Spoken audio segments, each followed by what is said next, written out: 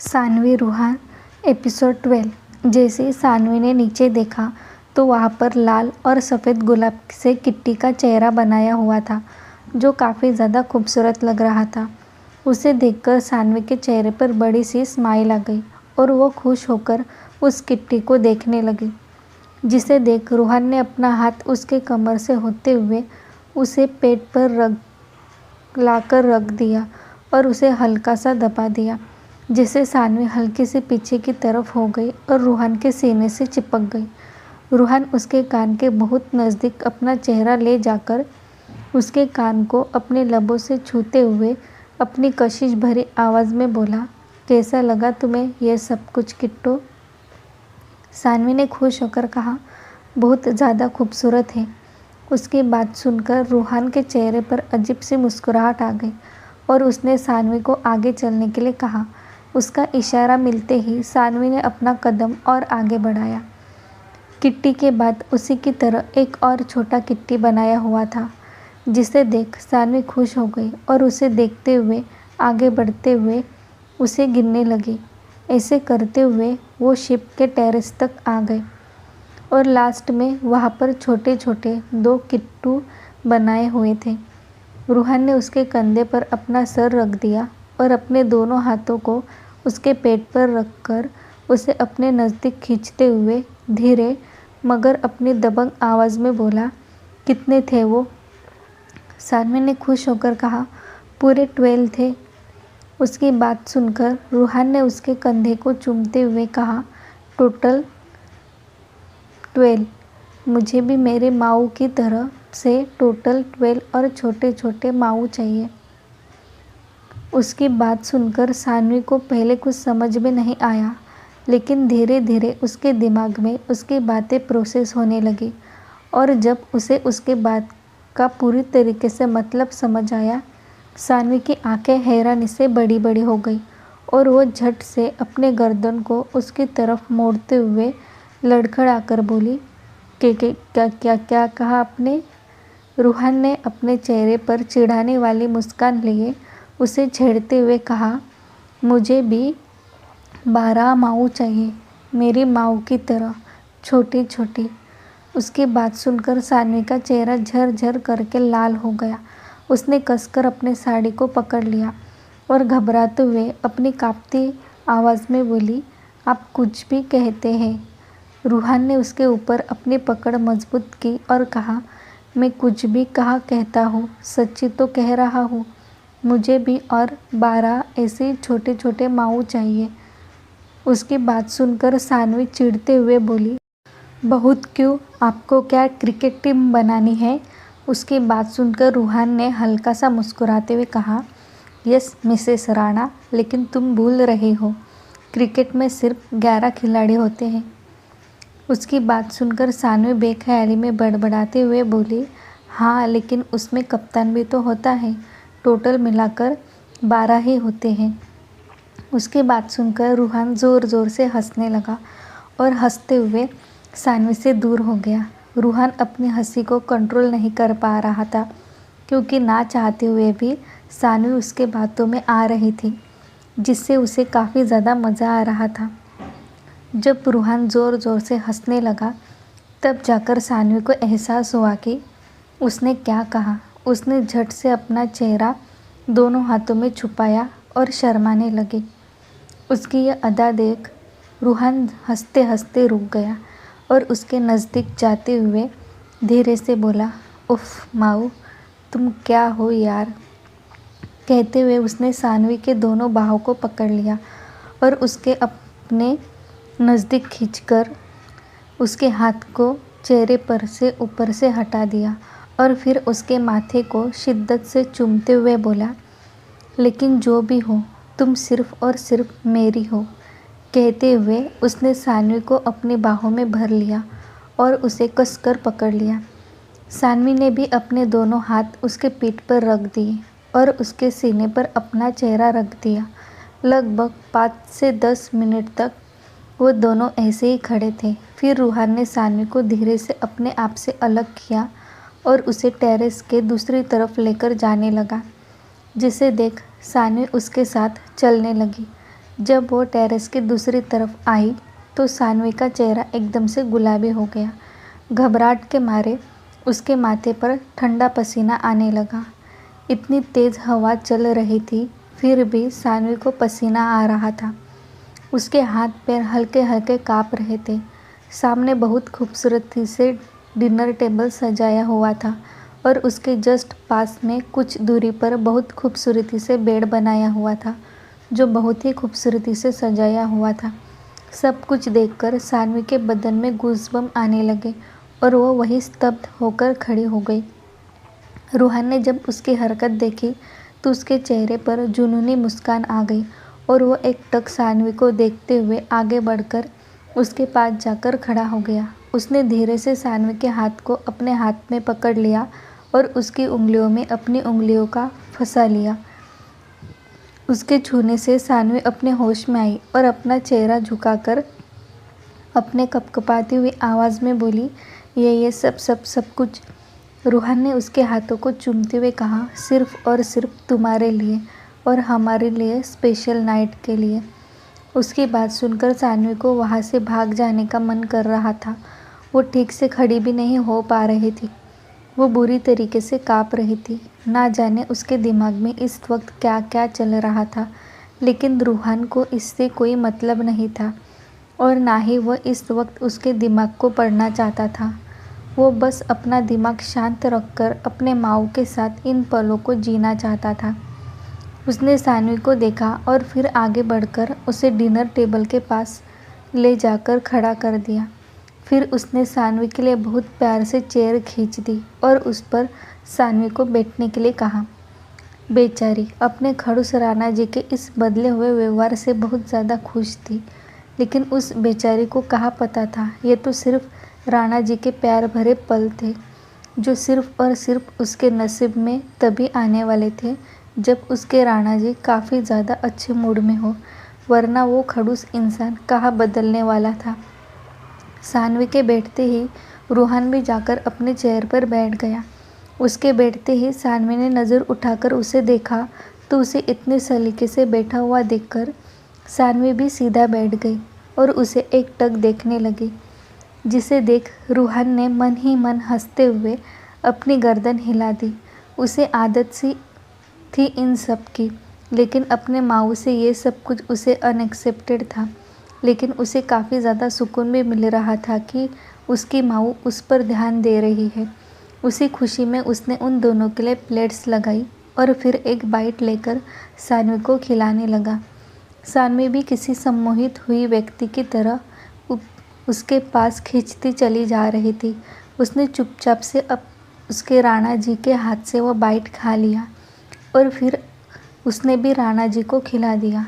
दोनों ने यूं ही शांति से डिनर किया। डिनर के बाद रूहान ने सानवी को देखते हुए पूछा, तुम्हें और कुछ खाना है? सानवी ने अपना सर ना में हिलाया और कहा, बस हो गया मुझे। उसकी बात सुनकर रूहान अपनी जगह से खड़ा हो गया और फिर सानवी के नज़दीक जाकर उसके सामने अपने हाथ को रखते हुए बोला, चलो अब थोड़ी सी एक्सरसाइज कर ली जाए। उसकी बात सुनकर सानवी ने अपने हाथ पीछे खींच लिया और अपना सर ना में हिलाते हुए बोली, क्यों करनी है एक्सरसाइज? मैं तो ऐसे ही ठीक हूँ। इससे बेटर हम थोड़ी सी चहलकदमी कर लेते हैं। उसकी बात सुनकर रूहान को काफ़ी ज़्यादा मज़ा आ रहा था।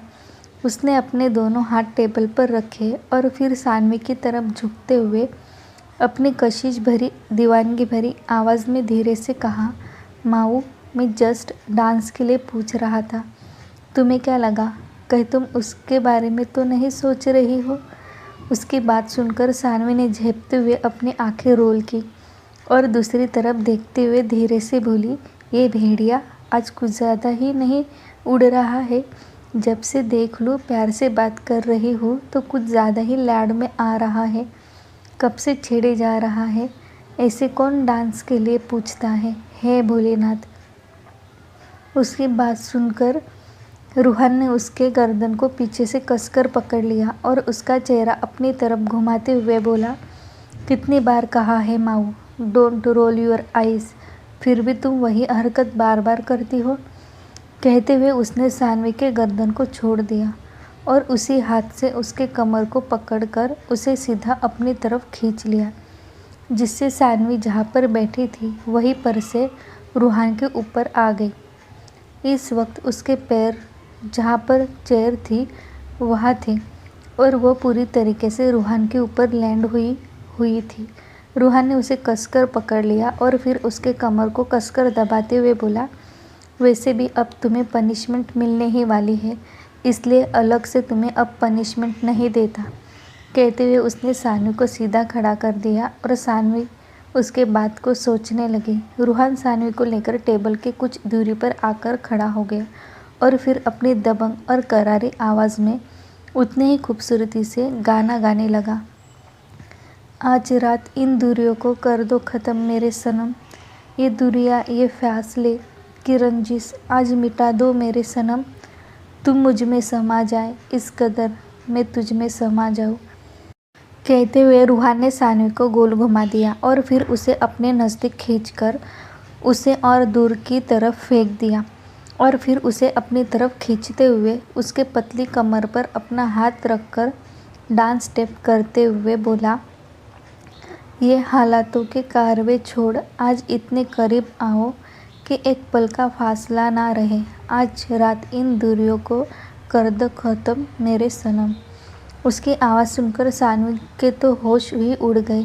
वो एकटक उसके आंखों में देखे जा रही थी और उसकी कही हुई लाइंस को अच्छे से अपने अंदर तक उतार रही थी। वो अच्छे से समझ रही थी कि रूहान के हर एक लाइन में, हर एक शब्द में, हर एक लफ्ज़ में सिर्फ़ और सिर्फ एक ही बात का जिक्र था। वो आज उसे अपना बनाना चाहता था। बाहों के दरमियाँ अब दूरियाँ न रहे, सीने से लगा लो कोई चाहत अधूरी न रहे, इन लबों की प्यास खुद के लबों से मिटाओ सनम, आज रात इन दूरियों को कर दो ख़त्म मेरे सनम। कहते हुए रूहान ने अपना चेहरा सानवी के बिल्कुल नज़दीक ले जाकर उसके आंखों में देखने लगा। इस वक्त दोनों के होठों के बीच सिर्फ और सिर्फ 1 इंच का फासला था। उस ठंडी हवा के कारण रूहान के मुंह से निकलती हुई गर्म सांसें सानवी को अपने होठों पर और नाक पर महसूस हो रही थी, जिस कारण उसकी सांसें भी तेज़ हो गई थी।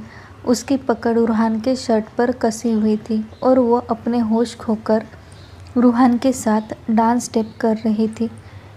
मेरे इन सुलगते हुए एहसासों में अपने मोहब्बत की रूहानियत भर के लिए तड़प रही है मेरी सांसें तुझे महसूस करने के लिए। जब सानवी को रूहान की लाइन समझ आई, उसे अपने सांसों को और अपने बदन को तपता हुआ महसूस होने लगा, तो उसने रूहान को छोड़ दिया और उसे अलग होकर वो टेरेस के रेलिंग के पास जाकर खड़ी हो गई, जहाँ से तेज़ी से हवा चल रही थी। वो हवा इतनी तेज़ी से आ रही थी कि सानवी के बालों का मेसी बन छूट गया और उसके लंबे बाल बिखर कर उसके कंधे पर और पीठ पर आ गए, जो इस वक्त हवा के कारण बहुत तेज़ी से उड़ रहे थे। वो तेज़ तेज़ सांसें लेते हुए अपने दोनों हाथ से रेलिंग को कसकर पकड़कर खड़ी हो गई थी। रूहान उसके नज़दीक जाकर खड़ा हो गया और उसने सानवी के बालों से आती महकती हुई खुशबू को अपने अंदर तक उतारते हुए आगे की लाइंस गाई। खुशबू बनके बिखर जाऊँ सनम, आज रात इन दूरियों को कर दो ख़त्म मेरे सनम। कहते हुए रूहान ने सानवी के सारे बालों को अपने एक हाथ में पकड़ लिया और फिर उसे एक साइड करके उसके खुले गर्दन पर अपने होंठ रखते हुए धीरे से बोला, तुझ में इस कदर डूब जाए कि किसी और का आना गवारा ना रहे। कहते हुए उसने सानवी के गर्दन को चूम लिया। उसकी वो लाइंस, वो लफ्ज़ सुनकर ही सानवी की सांसें भारी हो गई और उसने ये शब्द सुनकर सानवी ने अपनी आंखें कसकर बंद कर दी और अपने थूक को निगलने लगी। उसे अपना गला सूखता हुआ महसूस हो रहा था। उसकी हरकत देख रूहान की हालत भी ख़राब होती जा रही थी। उसका जुनून, उसकी तबाही अब हद पार कर रही थी। उसने एक आह भरी और सानवी के दोनों हाथों पर अपने हाथ रखे और फिर उसके गालों से अपने गालों को रब करने लगा। उसके ऐसा करते ही सानवी को अपने गालों पर गर्माहट का एहसास हुआ। उसे रूहान की दाढ़ी चुभ रही थी, जिस कारण उसके ऊपर भी बहुत ज़्यादा उसका असर हो रहा था और वो अपने बेकाबू हुई धड़कनों को काबू करने की कोशिश करते हुए तेज़ तेज़ सांसें लेने लगी। रूहान ने उसके कमर को पकड़कर उसे अपनी तरफ कर लिया और थोड़ा सा दूर होकर उसे शिद्दत से देखने लगा। हवा तेज़ होने के कारण वो शिप हिल रही थी, जिसके हिलने से सानवी का बैलेंस थोड़ा सा बिगड़ गया और वह समंदर की तरफ झुक गई, जिसे देख रूहान एकदम से घबरा गया और उसने सानवी के हाथ को पकड़ना चाहा, लेकिन सानवी का हाथ उसके हाथ में नहीं आया और सानवी का पल्लू उसके हाथ में आ गया, जिसे रूहान ने उसे कसकर पकड़ लिया और उसे अपनी तरफ खींच लिया। रूहान सानवी के नज़दीक खड़े होने के कारण उसकी साड़ी पर उसका पैर था, जिससे वह दोनों ही अनजान थे, और जैसे ही उसने सानवी को अपनी तरफ खींच लिया, सानवी का पल्लू रूहान के हाथ में आया और उसके रेडीमेड साड़ी का वो हुक एक टक के आवाज़ के साथ टूट गया। सॉन्ग किसी मूवी का नहीं है, लिखा हुआ है। जैसे ही हुक टूटा, सानवी की जान हलक में अटक गई। रूहान के खींचने से वो इस वक्त रूहान के सीने से टकरा गई और उसका पल्लू रूहान के हाथ में था और उसके दोनों हाथ रूहान के सीने पर। तभी सानवी को महसूस हुआ उसकी साड़ी धीरे धीरे करके उसके कमर से खिसक रही है, जिसे महसूस कर सानवी घबरा गई। उसने झट से अपनी साड़ी को पकड़ने के लिए वो रूहान से दूर हो गई और जैसे ही उसने साड़ी को पकड़ना चाहा, साड़ी उसके कमर से होते हुए सीधा नीचे गिर गई। जैसे ही साड़ी नीचे गिरी, सानवी एकदम से शॉक हो गई और अपनी आंखें बड़ी बड़ी करके उस साड़ी को देखने लगी। रूहान जो उसके पास ही खड़ा था, उसे भी अंदाज़ा नहीं था कि उसे भी ऐसा कुछ देखने को मिलेगा।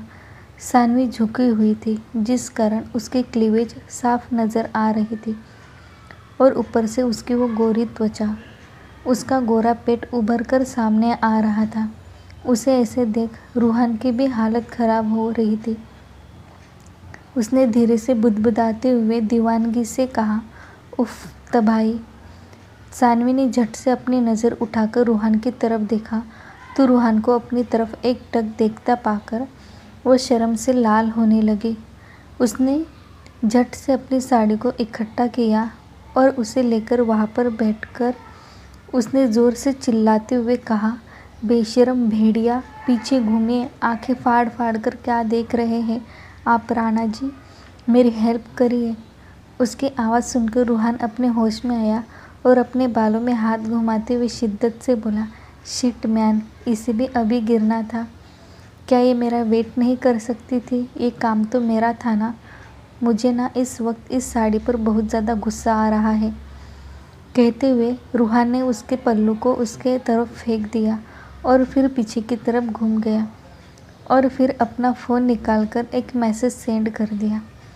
रूहान के पीछे घूमते ही सानवी ने फटाफट से अपनी साड़ी को कमर पर अटका दिया और फिर उस पेटीकोट में फंसा कर अपने आप को ठीक किया।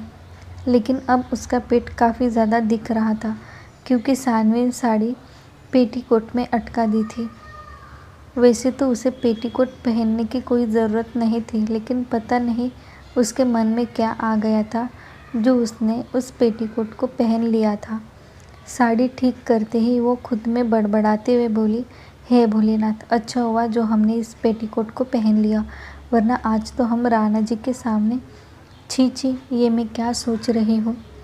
रूहान ने अपने माथे को अंगूठी से रब किया और अपनी बढ़ी हुई धड़कनों को काबू करते हुए धीरे से बोला, क्या हो गया तुम्हारा?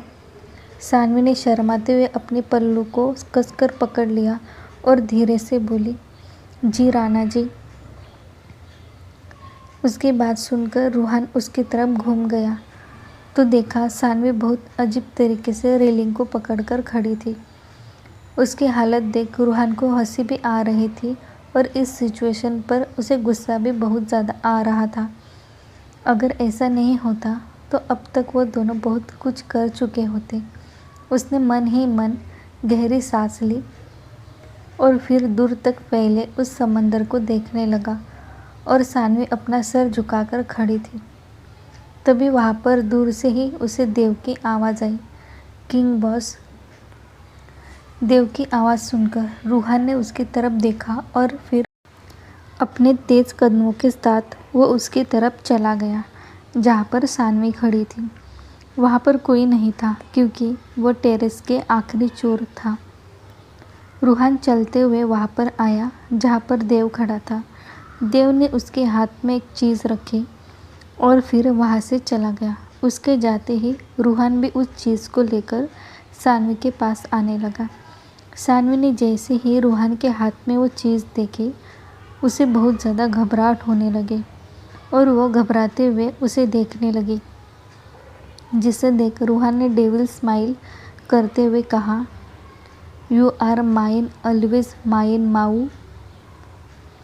कहते हुए रूहान ने सानवी के हाथ को कस कर पकड़ लिया और उसे खींच कर ले जाकर चेयर पर बैठा दिया। सानवी ने घबराते हुए पूछा, ये आप क्या कर रहे हैं राणा जी? रूहान ने सानवी को देखते हुए क्रूरता से मुस्कुराकर कहा, तुम पर सिर्फ मेरा हक है और आज तुम्हें अपना बनाने से पहले मैं इस बात को खुद अपने हाथों से तुम्हारे जिस्म पर लिखूंगा। कहते हुए रूहान ने धीरे से सानवी के पल्लू को पकड़कर नीचे गिरा दिया। उसकी हरकत देख सानवी ने जल्दी से अपने पल्लू को पकड़ लिया और घबराते हुए रूहान को देखने लगी। रूहान ने अपने हाथ में पकड़े उस टैटू मशीन को देखा और फिर उसे ऑन करके सानवी को अपनी तरफ खींच लिया। सानवी ने घबराते हुए उसे देख रही थी, लेकिन रूहान के ऊपर उसका कोई असर नहीं पड़ रहा था। उसने सानवी के गोरे गर्दन को एक तरफ झुका दिया और फिर कान के पीछे से उस गोरी त्वचा पर उस टैटू मशीन से कुछ लिखने लगा। सानवी को बेतहाशा दर्द हो रहा था और वो अपने होठ बंद करके आंखों में आंसू लिए चुपचाप बैठी हुई थी। ना वो चिल्ला पा रही थी और ना ही रूहान को रोक पा रही थी, क्योंकि अगर वो थोड़ी सी भी हिली तो पता नहीं उसके साथ क्या हो सकता था। इसलिए वो चुपचाप बैठी हुई थी। अनजाने में ही उसके हाथ रूहान के सीने पर चले गए और उसने कसकर रूहान के सीने को पकड़ लिया। उसका चौड़ा सीना जैसे ही सानवी के हाथों में आया, रूहान को सुकून मिलने लगा। एक पल के लिए उसने अपनी आंखें कसकर बंद कर दी और फिर अपनी आंखें खोलकर होठों पर तिरछी मुस्कान लिए वो उस टैटू मशीन से फिर से उस पर लिखने लगा। इस वक्त सानवी के सारे नाखून रूहान के चौड़े सीने में धंसे हुए थे, लेकिन ना तो इसकी परवाह रूहान को थी और ना ही सानवी को। लगभग 10 से 15 मिनट बाद रूहान ने टैटू मशीन को बंद कर दिया और फिर सानवी के गर्दन के ऊपर अपनी उंगली हल्के से घुमाते हुए बोला, हो गया माऊ। कहते हुए उसने सानवी के माथे को चूम लिया। सानवी ने अपनी आंखें खोल दी और फिर रूहान को गुस्से से देखने लगी। उसने गुस्से से रूहान को धक्का दिया और अपनी जगह पर से उठकर रोते हुए वहाँ से जाने लगी। उसे बहुत ज़्यादा दर्द हो रहा था और रूहान का पागलपन देख डर भी लग रहा था। जैसे वो आगे आई, उसके आंखें हैरानी से बड़ी बड़ी हो गई, क्योंकि उसके चारों तरफ आईने लगे हुए थे और उस आईने में सानवी को अपना अक्स नज़र आ रहा था। सानवी को समझ नहीं आ रहा था कि वह कहाँ पर जाए, क्योंकि वहाँ से रास्ता तो सिर्फ एक ही जगह जाता था और वो था वहाँ पर सजा हुआ बेड। सानवी ने अपनी गर्दन पर हाथ रखा और फिर उस आईने में देखा।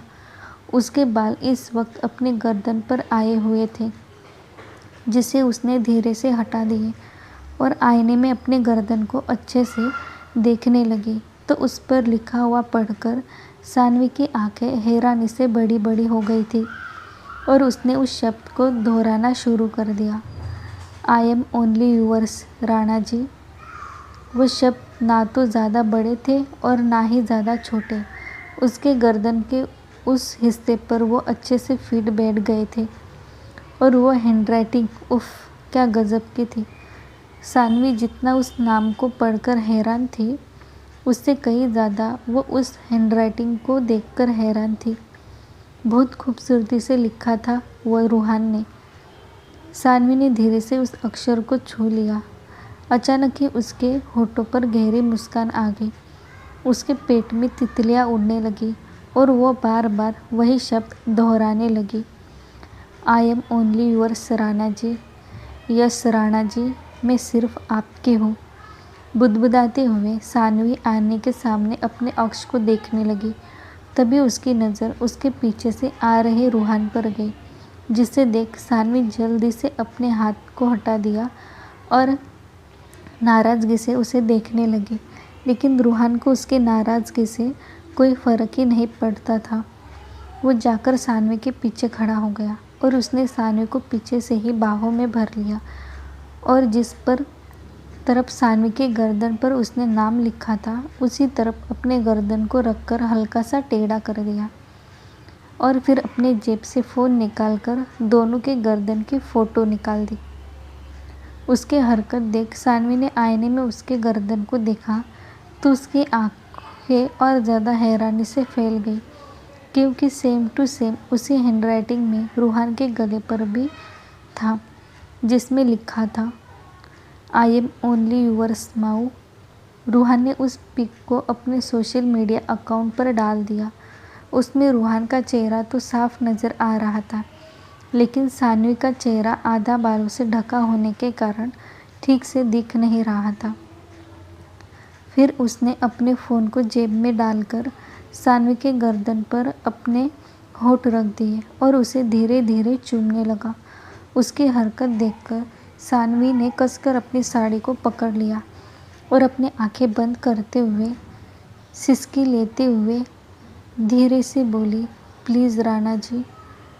रूहान ने उसके कान को अपने लबों में फंसा लिया और फिर उसे धीरे से अपने लबों से दबाते हुए बोला, आज मुझे रोकने की कोशिश भी मत करना माऊ, बिकॉज़ तुम सिर्फ मेरी हो और मैं तुम्हें आज अपना बनाकर ही रहूँगा, इसलिए खुद के मन को और खुद को तैयार कर लो। कहते हुए उसने सानवी के गर्दन से होते हुए उसके कंधे तक चूमते हुए आ गया और फिर उसके ब्लाउज़ को कंधे से हल्का सा सरकाते हुए उस पर चूम लिया। उसकी हरकत से सानवी की पकड़ अपनी साड़ी पर कसती जा रही थी और आंखें उसकी कसकर बंद थीं। रूहान उसे बहुत ही शिद्दत और बहुत ही प्यार से छू रहा था, जिसे महसूस कर सानवी के रोंगटे खड़े हो रहे थे। रूहान ने धीरे से सानवी को अपनी तरफ घुमा दिया और फिर उसके होठों पर अपने रफ अंगूठे से सहलाते हुए उसने सानवी के माथे को चूम लिया और फिर धीरे से उसके दोनों आँखों को चूम लिया, जिससे सानवी की आंखें हल्के से हिलने लगी, जिसे महसूस कर रूहान ने उसके नाक को 2 बार चूम लिया और फिर उसके राइट गालों पर और फिर लेफ्ट गाल पर धीरे धीरे वो अपने होठों को बहुत ही दीवानगी से उसके चेहरे को छूते हुए उसके होठों तक आ गया और फिर उसने सानवी के होठों पर अपने होठ रख दिए और उसे शिद्दत से चूमने लगा। इस वक्त उसके छुअन में बहुत प्यार, बहुत अपनापन, दीवानगी, जुनून, शिद्दत सब कुछ था। जितनी वाइल्ड तरीके से वो चूम रहा था उससे कहीं ज़्यादा प्यार उसके किस में थी, जिसे सानवी अच्छे से महसूस कर पा रही थी। रूहान उसे कुछ भी तकलीफ़ नहीं दे रहा था, लेकिन अपने वाइल्डनेस को कम भी नहीं कर रहा था। उसकी पकड़ सानवी के कमर पर कसी हुई थी और सानवी अपने दोनों हाथों से रूहान के शर्ट को कसकर पकड़कर उसके छुअन को महसूस कर रही थी। धीरे धीरे रूहान के होठ उसके होठों से होते हुए उसके गर्दन पर आ गए। सानवी का दिल ज़ोरों से धड़क रहा था। उसे बहुत ज़्यादा बेचैनी महसूस हो रही थी और वो अपने आप पर से कंट्रोल खोती जा रही थी।